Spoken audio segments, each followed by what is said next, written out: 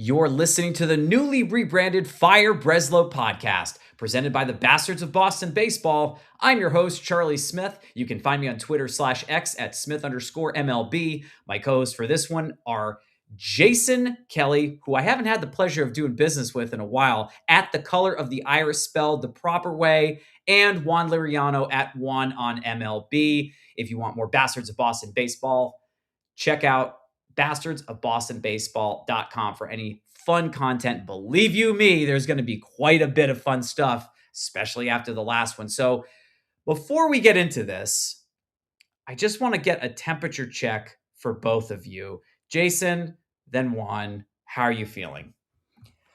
I still feel pretty much the same, if not a little bit worse, because this offense just gets more and more pathetic every single game, which I didn't think was possible because, you're heading into the West Coast, you're going up against one of the worst teams in baseball in a hitter-friendly park. And two runs, two runs on a guy who came into the game with an ERA over 5. Like, that's all you can manage? You don't hit anything out of the park. Um, they're still playing, merry-go-round a catcher, which is weird. It's kind of the same. Your starting pitching does great. You don't have to worry about your starting pitching. Your bullpen, for the most part, up until tonight, does really well. And your lineup just doesn't give you anything. So, once again, it's just this team is only going to go so far as their offense will carry them, and their offense can't carry them at all. So, yeah, you're a last place team. You're dipping further and further back into the wild card race, which, again, in the American League, if you're out of the wild card race, you're a truly pathetic team because the American League is garbage this year. So you're now at a point where you're with the Angels. You're alongside the Angels in terms of bad American League teams. That is a new low. So yeah, it's just I wish I could say I'm surprised, but I'm really not. I just feel like the offense gets worse and worse and worse, and they dip further back in the standings, and it just makes me all the more want to say, you know what? At the deadline, sell, fire sale, let's go, because it's not going to get any better. Yeah, that's Artie Moreno's the owner of the Angels, and that's quite an indictment. If you're doing as bad as they are, not good. One, temp check. I'm the vibes guy on the podcast, and typically after a win, I'm ready to go streaking because I'm thinking about that win.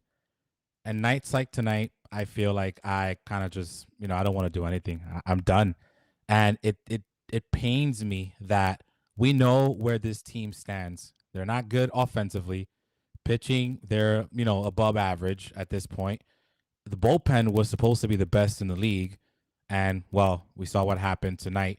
And then we get the news of the guy that's taking over, or at least that will continue to take over the trade deadline, which to me that was kind of like the crush of the day. Nothing is going well for this team. What can go wrong will go wrong, like Stephen A loves to say. This is rock bottom as a Boston Red Sox fan.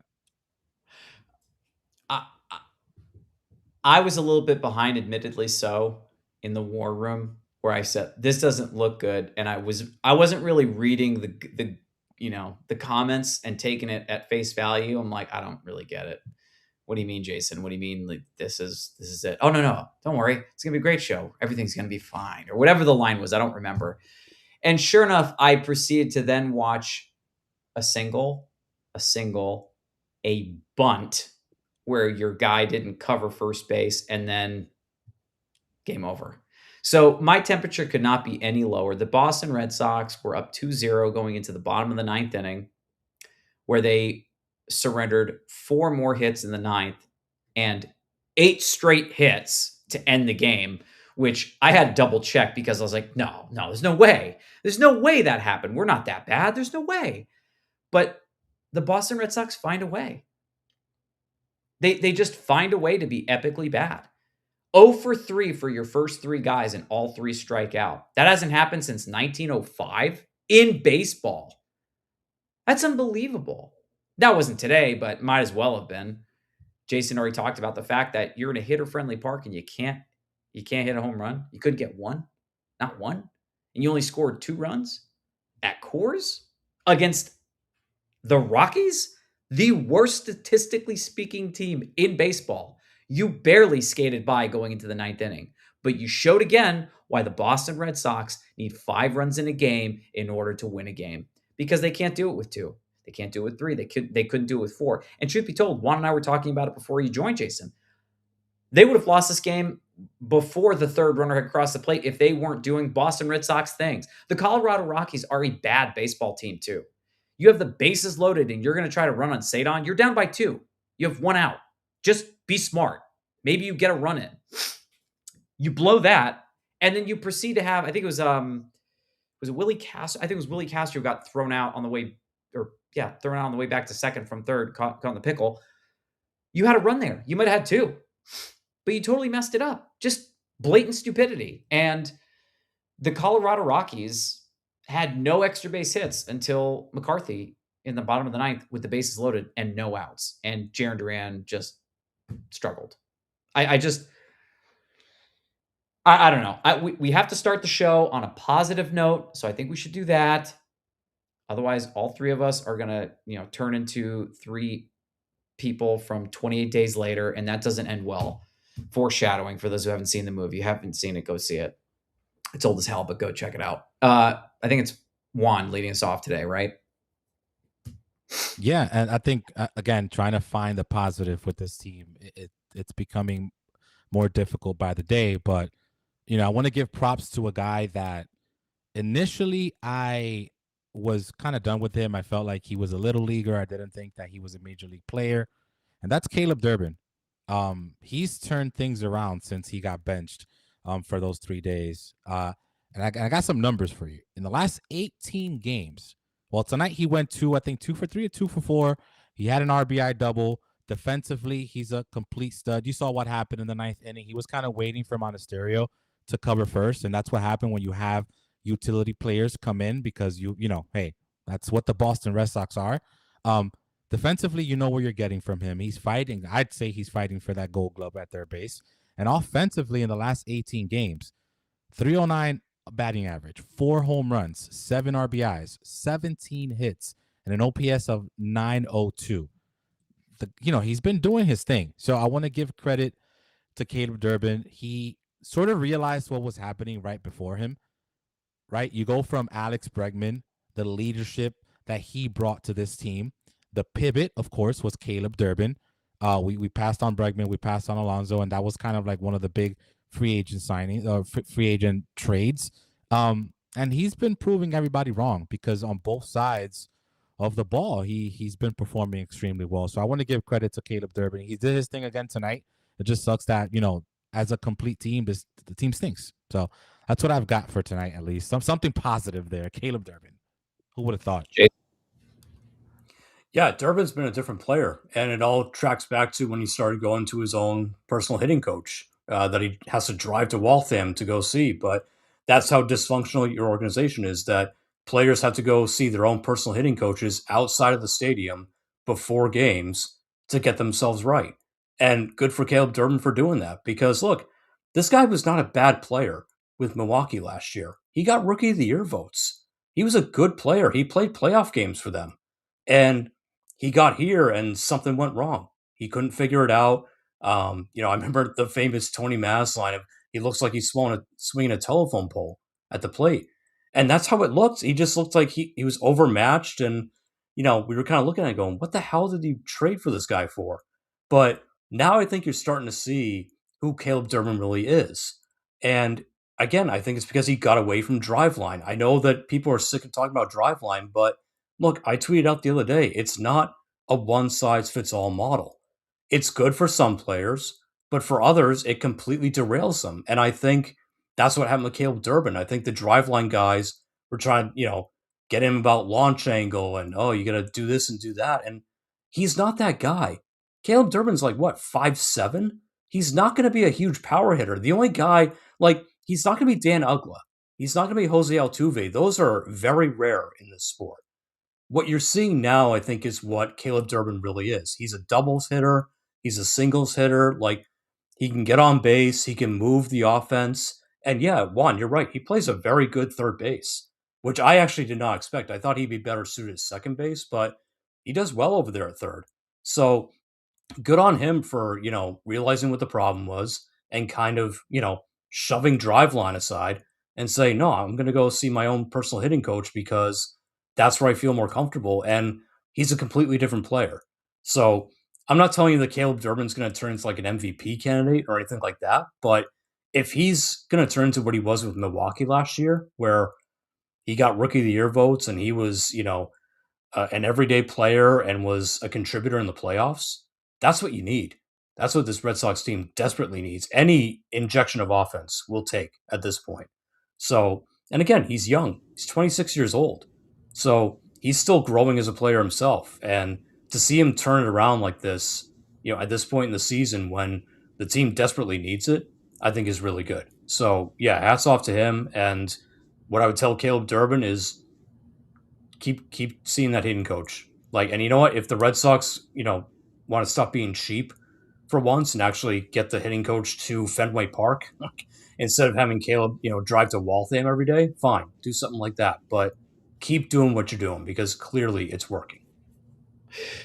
In the last month, he's had 4 homers, 13 or 14 RBIs. He's been able to bump his batting average up from 166 up to 221 right now.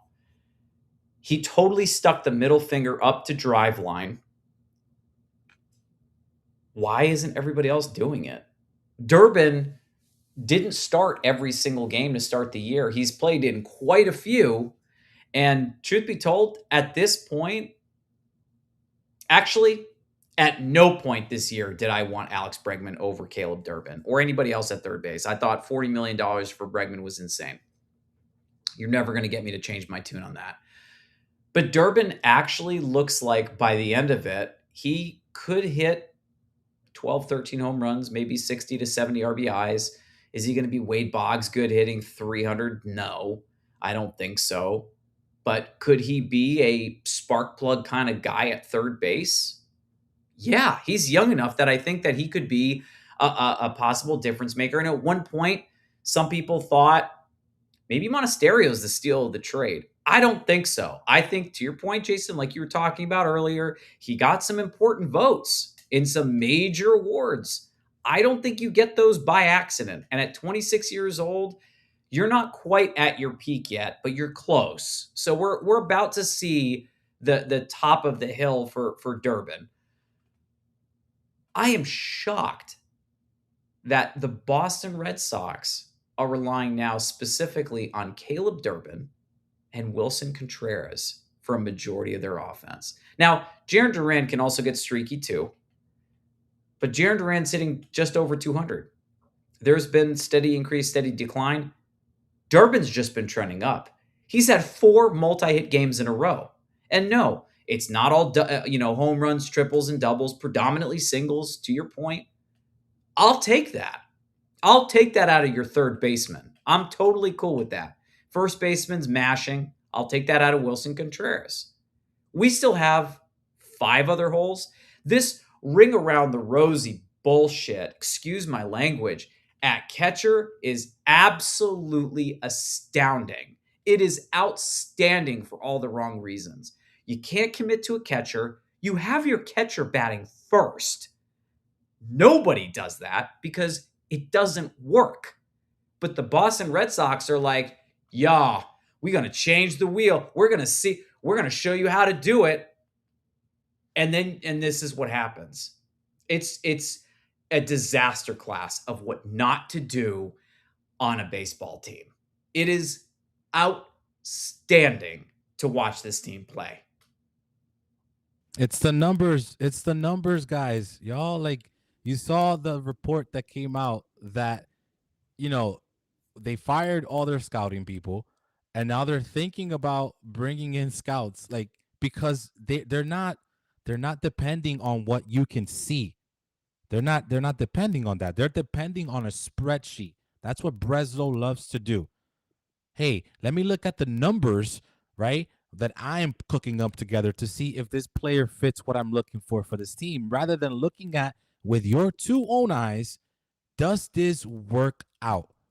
That's the problem with this organization. Another guy that I want to crush is Jarren Duran. I know that we were talking about Caleb Durbin here, but Jarren Duran is another one. Like, at what point is enough with him?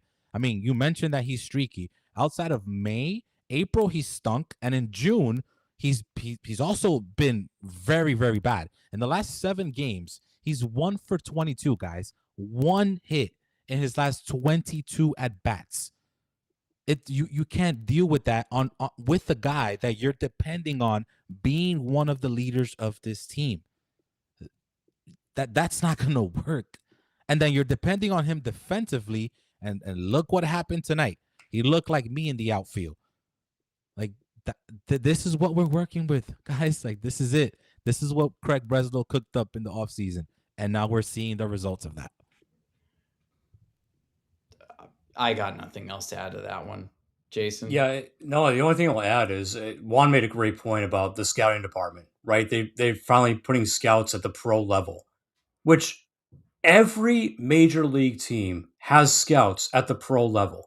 But the Red Sox, who think they're smarter than everyone else, said, no, no, we don't need scouts. We've got the spreadsheets, we've got the data sheets.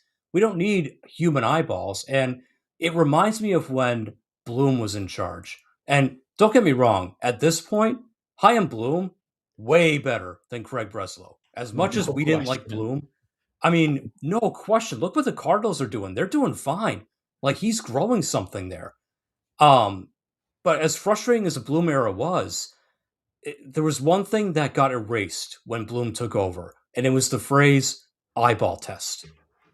They hated that phrase. Oh, well, we don't believe in the phrase eyeball test because, it's all about the analytics and, we have all these different ways to measure performance and this and that. So it really started with Bloom. They just threw that out the window. And to my point about Driveline, like, the reason why I keep harping on it is because they're the same way. Again, it was a Driveline employee who told Jim Rice, a Hall of Famer, to stop talking to the young players because you don't know what you're talking about, old man. And this is the new game now. And this is what we do. This is why Dustin Pedroia doesn't want to work for your team. The only team he ever played for his entire career, who gave him really good contracts and took care of him. And, like, he should be a Red Sox staple, just like David Ortiz. And he wants nothing to do with your organization. Why? Because of Craig Breslow and his robots. Because Pedroia looks at it and says, well, analytically, every person would have said I was going to be a sucky baseball player because I was short and I had too long of a swing or whatever. And he made a really good career out of it. If he stayed healthy, probably a Hall of Fame career. So he probably looks at Breslow and all these robots and goes, you guys don't know what you're talking about. Pedroia probably looks like Caleb Durbin and says, he reminds me a lot of me. Like, again, undersized guy who, yeah, he's not going to hit 25 home runs a year, but he can still be a really good player. And that's what they're losing. They're losing that part of baseball where it's like, it's not all about data sheets and analytics. Like, some of these guys who played the game know it better than the analysts. Again, Jarren Duran, when he had his really good year, 2024, he credited Dustin Pedroia for working on him with his swing. And now look at Duran now. Pedroia's out of the picture and Duran's barely hitting over 200. He looks like completely lost again. So, yeah, it's just more of the same crap. Like, until they get rid of the analysts and get rid of this, stupid mentality of, well, it's all about data sheets and we don't want to talk to former players, it's only going to get worse. Yeah. One of our commenters did kind of remind me of that scene from Moneyball where Brad Pitt's talking to Jonah Hill and he goes, "Why, Pete?" And he snaps because he gets on base. Yeah, that's what we're trying to do. We're trying to reinvent the wheel. Funny enough, Dustin Pedroia's 3 home run game. Do you know what stadium it was at? Was it at Coors? It was at Coors Field. Yeah, It okay. was at Coors Field. He had a legendary game. I just gotten back from work. My parents are like passed out. The Red Sox are done. I'm looking, and Pedroia's already got 2 home runs. I'm like, wouldn't that be funny if he had a third one? And then the next day, I think he got injured, and then he was out for like a long period of time, which really sucked. But I never forgot Dustin Pedroia. I'm pretty sure, and you can check me, and I'll completely admit I'm wrong, but I'm pretty sure 3 homer game, Coors Field, then was injured for a prolonged period of time. Despite what people think about Dustin Pedroia, whether you like him, love him, hate him, loathe him, I don't care. If that man is giving you advice, a former MVP and Rookie of the Year is giving you advice, you take that advice. If somebody from Driveline is telling somebody like Jim Rice to be quiet, that they don't know what they're doing, old timer, you completely have full authorization to shove them in front of a moving vehicle. Just right in front of the car. This is to that point. People that have never, like, I'm sorry, I'm not going to be taking advice from someone who plays Major League Baseball, the show. You don't know jack. Okay, you didn't play the game. You don't know the first thing about baseball. You know how to like hit X and square and circle and all the random buttons on a controller and crap, but you don't get it. You don't understand it. It's not the same thing. You just because numbers look great on a screen does not translate automatically to success. What happened in Moneyball worked out to a point, but at the end, they didn't win. They lost to Minnesota in 5 games. They were up 2-0, or excuse me, I think they lost, then they won the next 2, then they lost games 4 and 5. But you still lost. You still lost. And yes, you set the record for the most wins in the American League. You still lost. So this is still very much a game where it's pay to play. The more you pay, the more fun you get to have when you play. You can't expect a team with 60 million or 55 million to compete with the albatrosses there. The difference is that the Boston Red Sox have an albatross salary, or however you want to look at it, and we're still playing like a bottom feed team, like bottom of the barrel team. It makes no sense. With how the Boston Red Sox are playing, you'd assume their payroll's at 60, 70 million, not 250 million. It's, I can't keep talking about it because I'm not angry. I'm not upset. I'm just past disappointed too. This is it. This is our team. We're in June. You still have July, August, and September. Get ready, Jason. As you quoted one day, let's ride. It's gonna be a fun one, guys. You still got 90 plus games, guys. It's brutal. To your point, Yeah, about Pedroia, by the way, almost 16 years ago to the day was that 3 home run game. It was June 24th, 2010, yeah. against And then Colorado at Coors Field. Yep. yes, and can you tell me how many games he played after that before he got injured? Was it the next day? Are you Oh, looking I at it don't know. I still? didn't look that Oh, part it's all up, good. But I remember but that. I you're remember probably right. He watching probably it. got hurt. Yeah. And that was the thing. I remember getting really upset because it happened. I'm like, crap, man, there goes our season. Like we're depending on the pint-sized Titan, and we're not going to get it done. All right. Enough about Durbin. Next on the hit parade, we have somebody who did very, very well, Jason, today, and it would be a shame to not give him his due.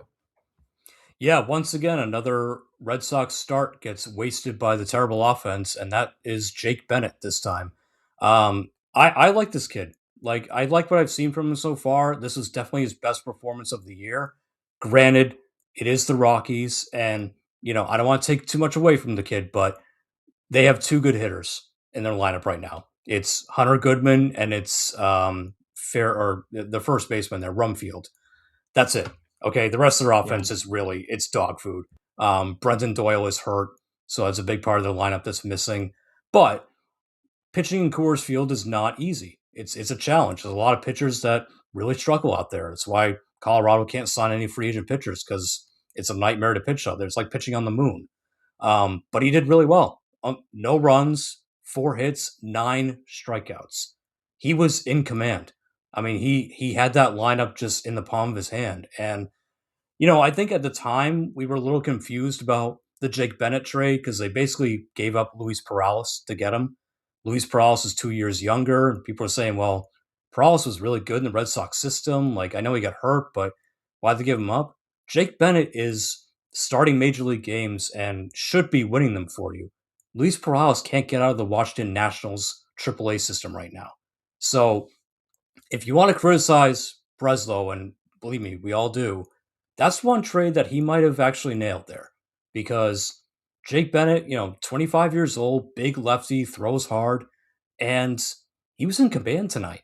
So look, you can never have too much pitching.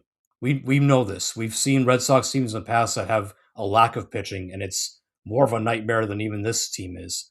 So you have good young pitching, and Jake Bennett is one of them. So he was on fire tonight. It sucks that the team let him down. He should have had a win, but ultimately, I like the projection of Jake Bennett right now. I think that he's on a good path. I think that he could be a guy that maybe somewhere down the road challenges for a rotation spot, depending on what happens with trade deadline. Obviously, Sonny Gray is probably on the block. So if Sonny Gray gets traded, I think at this point, I'd rather see Jake Bennett get those starts than Brian Bayo.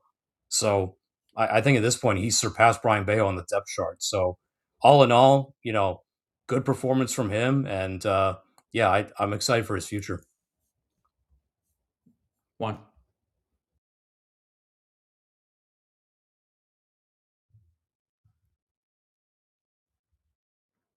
Juan, you're still muted, buddy.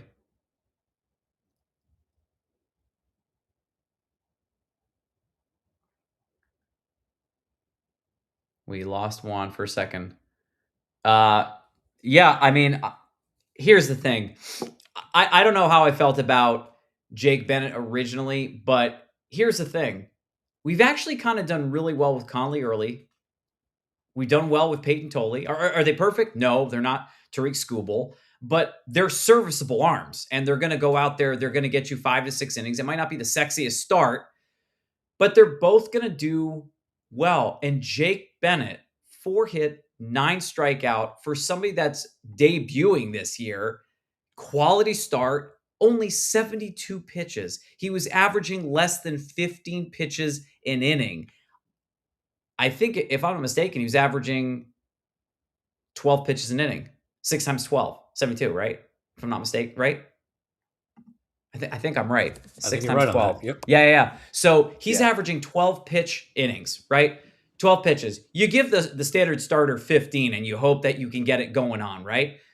He absolutely dominated. It is so sad that we couldn't get it for him tonight because he pitched his socks off. You don't strike out 9 guys by accident. It just doesn't happen. And it's unfortunate. But I will say, silver lining, if this is foreshadowing of what is to come for the foreseeable future in 2027, 2028, I am all for it. I'm all for this. And truth be told, dude, if your rotation of the near future consists of Conley Early, Peyton Tolley, and Jake Bennett, I'm not complaining. You got Ranger Suarez there as well. I think Sonny Gray is gone. I think he's open to entertaining the no trade. And oddly enough, I love Garrett Crochet, but I wonder if the Red Sox are going to Chris Sale it and just send him packing, and someone's willing to Rafi Devers it and just pay the full contract, and then it's off the books for the Boston Red Sox. I don't see it happening, but there's a chance. Either way, Jake Bennett, masterclass performance in Colorado, a hitter-friendly park, and he dominated. Juan, I think we have you back, do we? Oh, what about now? Good. We're good. Good. Yep, we got you Awesome. back. Yep, Awesome. go ahead. All right. Listen, I'll tell you this much: 7 hits, 14 strikeouts in his last 2 outings. Yes, this was the Colorado Rockies, but his last outing was against the Blue Jays, and he still pitched well. The game ended 3-0. That's our offense not being able to produce any runs. I love what I'm seeing from this kid, and let me tell you something, Jason. You mentioned Brian Bale. Brian Bale's not seeing this major league roster.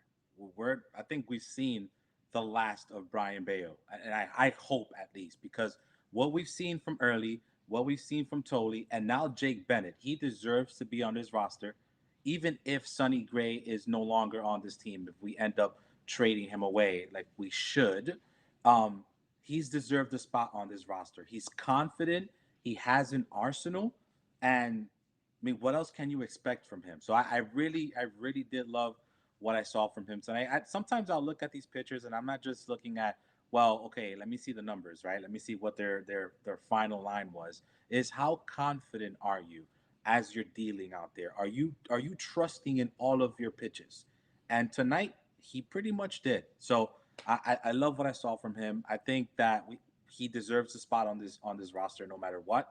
And I mean, let's see what happens because this is about next season. This is not about this year anymore. And I think he belongs on this roster. So man, just proud of him. 25 years old. I think he's 6'4".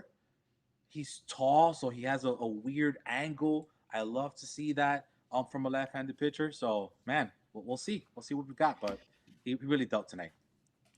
I think he's Jeremy's like 6'5", 6'6", so he's like Jeremy size. Caleb Durbin's 5'6". He's my size. I think Jason, you're 5'8", right? You got me by a little bit. 5'9"? I'm 5'8" according to my license. So yeah, we'll go with that. I'll take that. 5'8". So I'm Caleb Durbin's size. I'm 5'6" with high heels on. Joking. Juan, how tall are you? I don't think I've ever asked you that. How tall are you? Are you 6 foot? No, 5'11". I 5'11". have told people that I'm 6 foot, but I'm not. I'm 5'11". 5'11". Yeah, I'm 6 feet with really high heels on. Otherwise, there's no chance. Yeah, Jason, absolutely. Anything else you want to add to Bennett? I mean, he was an absolute rock star today.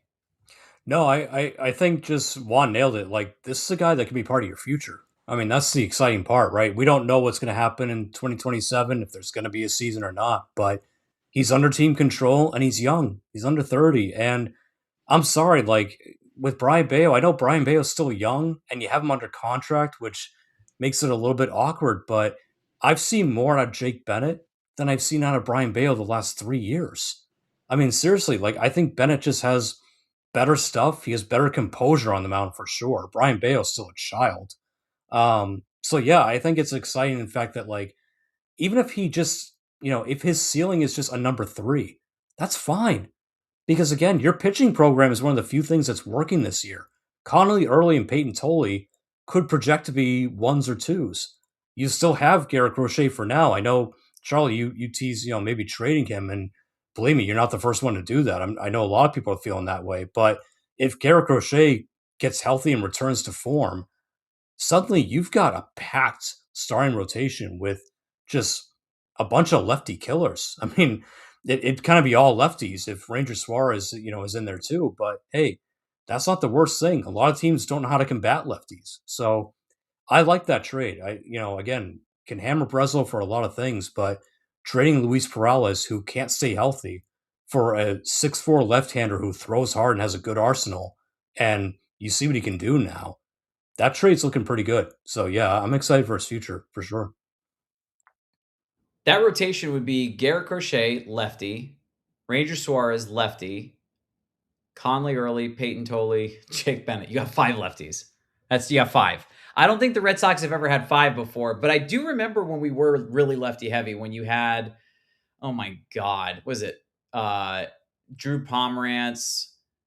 I don't know if it was Chris Sale, David Price. Like in that, Pivetta was righty. He wasn't a lefty. I can't remember who the other one was, but there was 4 at one point, and I remember thinking, "What the hell are we doing? We have 4 lefty pitchers. That's crazy." But I was only saying that because if you do have the right matchup and you have a lefty pitcher with a right-handed hitter at Fenway Park, that can't be good. Like you could get torched there. So I didn't really like that. But imagine an entire rotation of just lefties. The Boston Red Sox could actually feasibly have that in 2027 if there's a season. You really could stroll those 5 boys out, and that's your rotation. I don't think it's ever happened in Major League Baseball. Maybe it has, but I don't know the last team that did 5. Anything else you guys want to add to Jake Bennett? I don't think they'll end up going with the 5 lefties on that rotation. I think the smart No. move here would be to use one of those arms to move them for a bat. Whether it's I wouldn't want to move Jake Bennett. I think Tolley is probably the odd man out between Tolley and Early. Moving one of those guys for a hitter, that's the way to go. Because I mean, it would be awesome to see these 5 lefties because they can dominate, all 5 of them. But I don't think they're going to go that route. You move one of those arms for a hitter, I think that's the route to go. So, one comment before we shift over to the third point. From Maverick 987, they removed him after 70 pitches, I think. Like, why? He could have went another 1 or 2, maybe, right? Do you think analytics is the reason why? Or do you think it's because he's still young and they're they're wanting to stretch him out appropriately because the Boston Red Sox really care about being appropriate. If he went one more inning, do we win this game? No, I don't think it matters. Guerrero has been dealing lately. I mean, he's throwing 102 miles per hour on a sinker. So he's been dealing. The problem here is that Whitlock and Chapman have only pitched 4 times each this month. That's really what it came down to. They're That's a cold. good point. They're cold. It's a 2-0 lead against the worst team in Major League Baseball, and you have your two best guys coming out of the bullpen. That's overthinking it, unfortunately, I would say. I wonder if analytics had something to do with it. Jason, anything you want to add? I think analytics probably had some part to do with it. I think they Right. had a game plan for Bennett going in, but Yeah. no, I agree with Juan. I think it's more just, they had the set up. Like, Guerrero pitched really well, and then you feel pretty good about Whitlock and Chapman, which you should, but they just didn't have it tonight. And this is the problem with being a sucky team, is that your eighth and ninth inning guys aren't getting the work that they're used to having because you're not winning. You're behind and you're not in a safe situation most of the time. So they're just kind of sitting on the bench, getting cold, as he said. So yeah, I think analytics had a little bit to do with it, but ultimately they should have won this. The game plan was correct. I It's agree. just it faltered in the end. Yeah. Yeah. Even if they left them for an extra inning, Guerrero came out clean in the 7th. So what ended up He happening was throwing was in the 8th. gas. Yeah, what kind of killed it was the 8th and the 9th inning where they had 8 straight hits, and that was against your 2 best arms out of the bullpen. That's really what it came down to. So even if you left them for an extra inning, the damage was done against your 2 best arms, who you were going to go to in Whitlock and Chapman. You're probably right. We're going to see Guerrero throw 101, 100, and 101 again. Let's pivot. Obviously, we had a couple of highlights here. Durbin doing great. Jake Bennett on a chariot horse, just absolute star.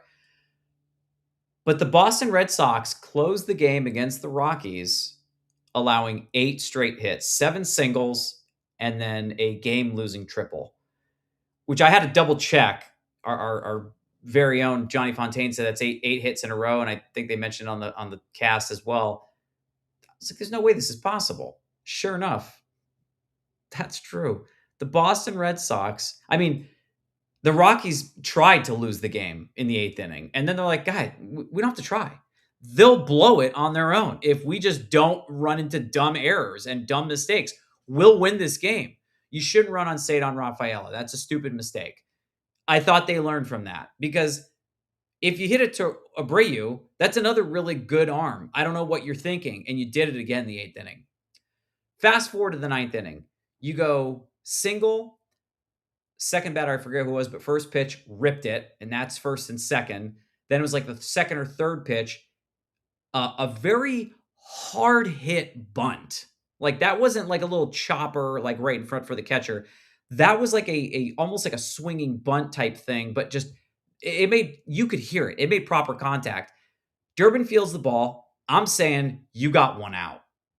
And Monasterio blew it. You have bases loaded now, and you have no outs.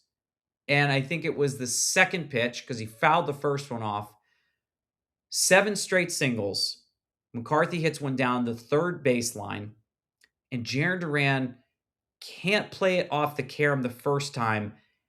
And then I don't know what happened. It was like the ball was covered in oil. Like, he couldn't grab the ball, throw it, and maybe Chapman can make the game interesting, but I'm not going to lie. Chapman didn't have it.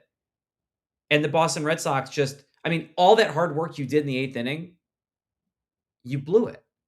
You threw the game away because you couldn't throw, you couldn't field, and you couldn't pitch. Now, Aroldis Chapman is going to be the number 1 pitching arm out of the bullpen available at the deadline, even with this guy's ERA jump from 0.84 to 2.08. It'll come back down to 1 something. It'll happen. Why? Because he's Aroldis Chapman, and he's just defying science and human nature. I'm still not nervous about it. I'm frustrated about it. But Juan, you said it. If you pitch once every never, how do you get warm? How do you build a level of consistency necessary to continue doing your job? I don't care. At this point, you should be coming out once every third day. Once every third game, I want to see you out there. You're losing by 6, go out and pitch the 8th inning. I don't care. It doesn't matter. There's a good chance you might not pitch the next game anyways. Who cares? What are we doing? So I think you're right. Juan, I think you hit it on the head there. There's no consistency there. Because there's no consistency, it's hard for you to kind of get a feel. And Aroldis Chapman, star. He's a star. And one blip. Ultimately, I don't think it's going to deteriorate from his impact value.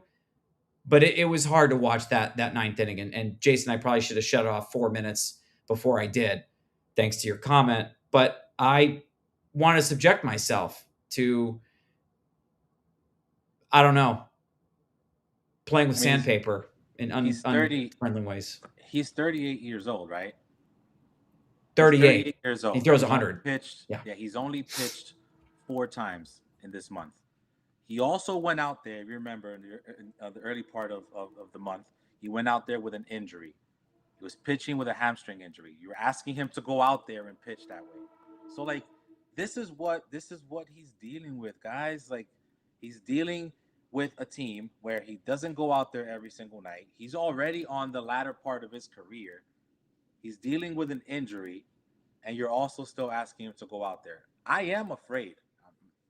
Charlie, I don't think we're on the same boat here. I am afraid that things can kind of turn around for him before we end up trading him. I think that the time to trade him is now.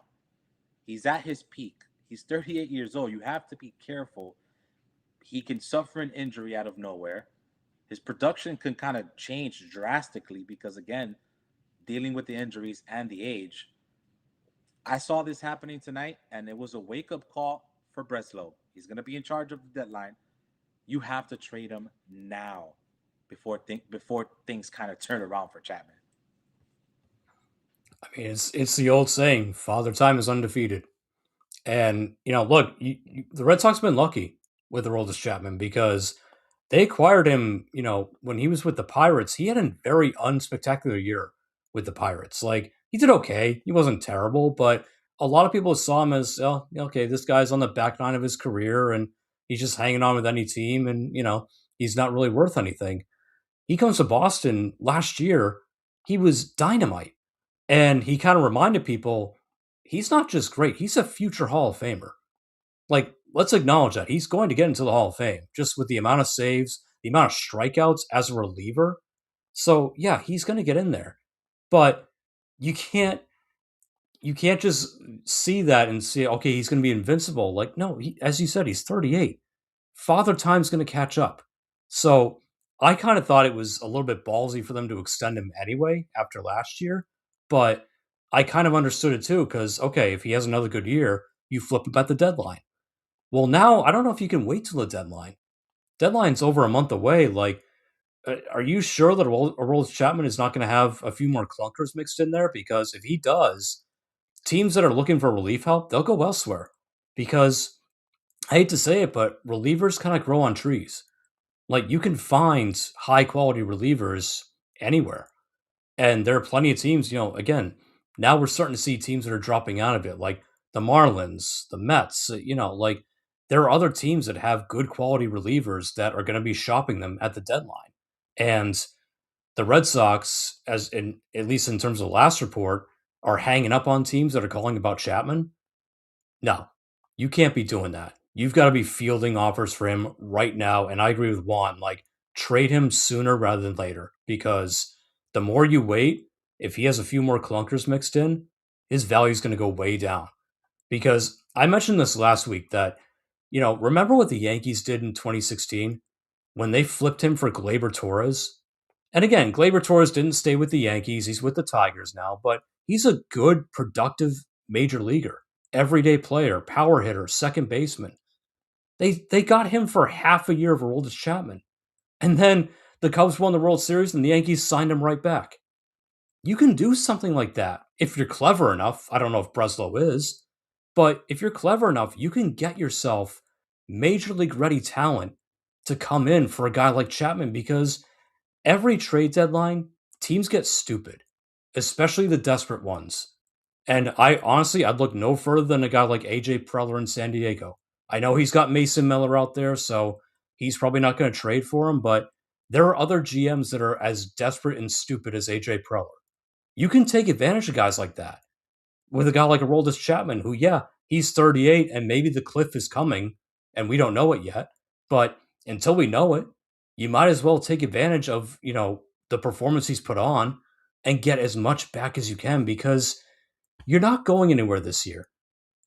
Like, even if you somehow get back into the wild card race, is Aroldis Chapman really going to be the difference between you being a playoff team or not?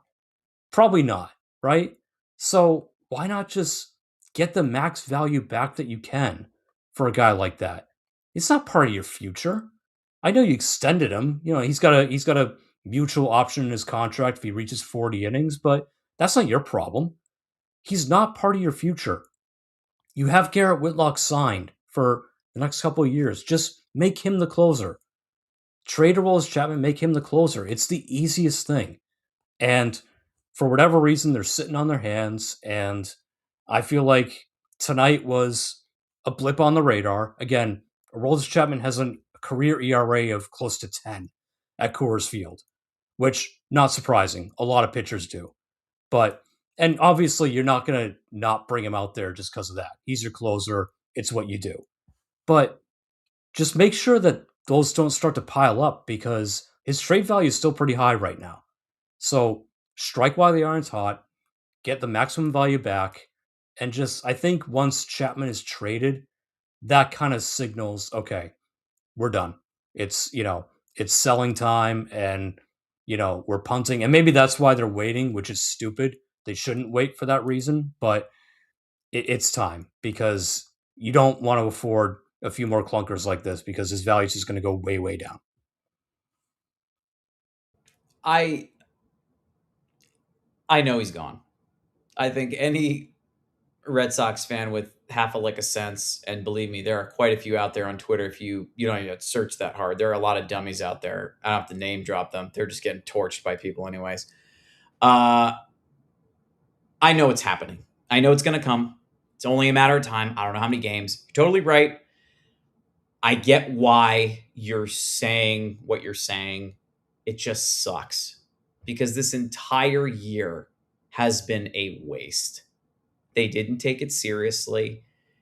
You brought up Conley early and Peyton Tolley, not because they were ready, because you had no other options. Yet Garrett Crochet, he went down. Ranger Suarez, you signed him to a 5-year, $130 million deal. He's done his job. Sonny Gray came on. He's here for 1 year, and then he's gone. Garrett Whitlock, I never want to see in the rotation ever again. He's your 8th inning guy. It is a very solemn time to be a Sox fan because we have a front office that is unwilling to make the difficult decisions to be better. We're instead going to hamstring ourselves by holding on to contracts that are not only irrelevant, that there was no purpose for them in the beginning. You overpaid for certain people when no one offered them major contracts.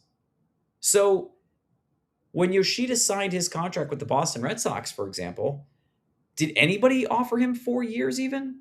I think the best offer he had was 3 at maybe $60 million. And the Red Sox were like, no.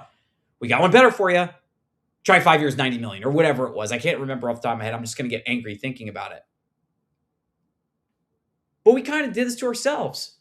And we got lucky getting rid of Rafi Devers. I know Dougie Sunshine wants to bring him back, but I don't know what he puts in his sippy cup. I don't want to drink his sippy cup. I want my own sippy cup, and I don't want Dougie's because I don't want Devers back either. Yeah, he can hit, but I don't want someone who isn't being a responsible leader going like this, waving off a pinch runner when you literally have squares for feet. Like, you don't have wheels, dude. I don't know what you're thinking. I don't want you back either. The Boston Red Sox really need to focus on retooling. Wilson Contreras could be a huge piece of your future if you really want him to be. Unfortunately, I think if a team calls for him, you're probably letting him go too, which sucks. So Contreras is gone. Sonny Gray is gone. Chapman is gone. Whitlock might be gone. Jarren Duran, I don't know. But that's 5 guys right there. This is 1997, 2003 Florida Marlins territory. Fire sale. The whole thing, just blow it up. And honestly, if someone comes a knocking for Roman Anthony or Marcelo Meyer, honestly, if someone comes calling for either one of those two, would you be willing, both of you, Jason first, Juan second, would either one of you be willing to move either one of those pieces? I think Meyer for sure. Yeah, Anthony, I would hesitate a little bit. I think he's had some bad injury luck. I still think the guy that you saw in the second half of last season is what he can be. So I think he's got a really high ceiling. Meyer, I'm good. Yeah, I'm willing to take calls on him. Honestly, right now, I think for me, the only two guys that I would deem untouchable on this team are Anthony and Sadon. That's it. Yeah. And it's only because Sadon is so good defensively, and now the bat is starting to get there. He's becoming a 5-tool player, and you've got him under contract. So Yeah. apart from those two, I'm taking calls on everybody. Yeah. Yep. Yeah, One. Jeremy convinced me maybe a month ago on trading absolutely just everybody on this roster. I mean, Marcelo Meyer would have been gone in the offseason if it were up to me.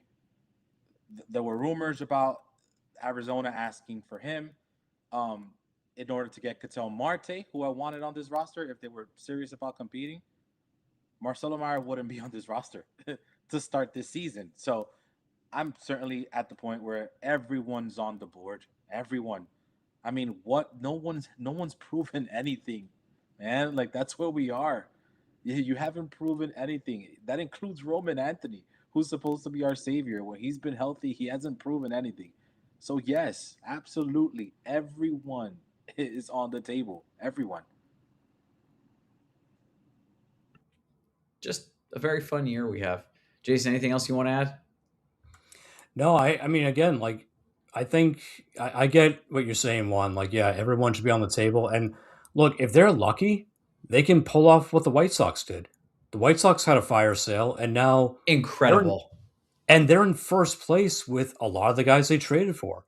Miguel Vargas, and they went out and signed Murakami, and they developed their own guys. Like, if you can pull something off like that, sure, it's hard to do. It's really hard to do. You've got to be smart. And Chris Getz, the GM there in Chicago, is very good at what he's doing.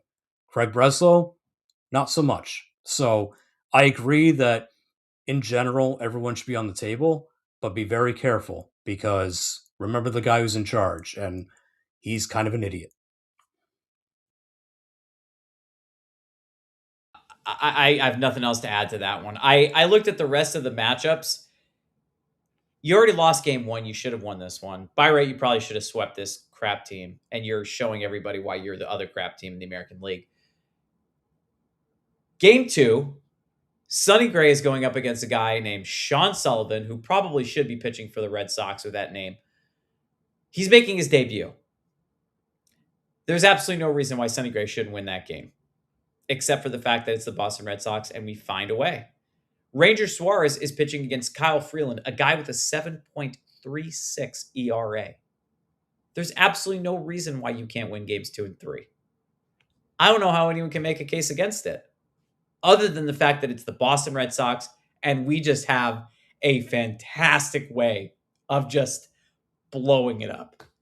Do you guys think we're going to win 2 and 3?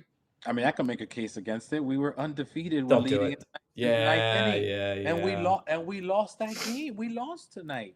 Like we had arguably the best closer in the game, and we lost the game. Like that's the Boston Red Sox. That's the 2026 Boston Red Sox. Yes, the numbers, the matchups favor the Boston Red Sox. Sonny Gray, 8-1. He should totally just dominate tomorrow.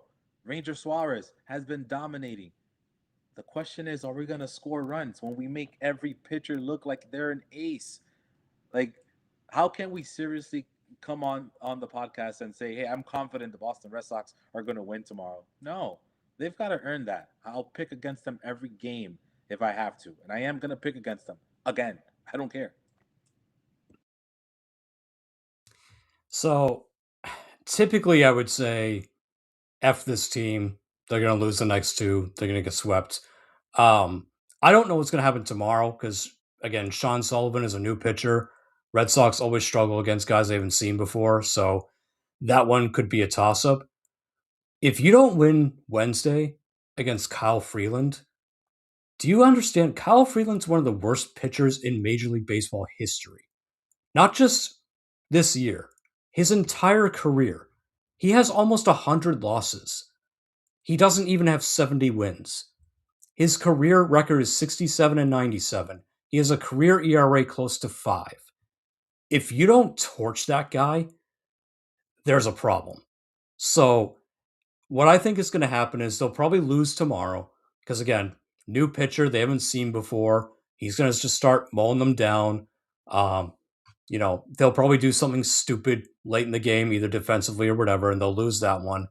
They better win on Wednesday. If they get swept by the Rockies, oof. Like I keep saying, I feel like every week I come on this show and I say, "Oh, it's a new rock bottom, a new rock bottom." No, you get swept by the Rockies. That's not rock bottom. You're at the Earth's core at that point. You are like the standard is in hell for this team if they get swept by the Rockies. So I think they'll probably lose tomorrow. They should win on Wednesday. Kyle Freeland stinks. He historically stinks. So if you can't beat him, you've got generational problems on this team. I can't add anything else to that. I mean, it's one, I don't think you can either. I mean, but that's Kyle Freeland. When I see his name show up, that's like what teams see when they see the Boston Red Sox. Yes. Yes, we face Boston. We're facing Kyle Freeland. Kyle Freeland will probably have a career night. Watch that happen. June 22nd, calling it now. Or June 23rd, depending on where you are. Kyle Freeland, I hate myself for saying this, will probably have the best pitching performance of his career against the Boston Red Sox. That it would make sense because it's us. Anything else you guys want to add? No. That is going to do it for your Bastards of Boston baseball on the newly rebranded Fire Breslow podcast. Once more, if you want to check out any Bastards of Boston baseball content, check out bastardsofbostonbaseball.com. Everyone have a great one. Take care. Go Sox. And let's hope to surprise the masses.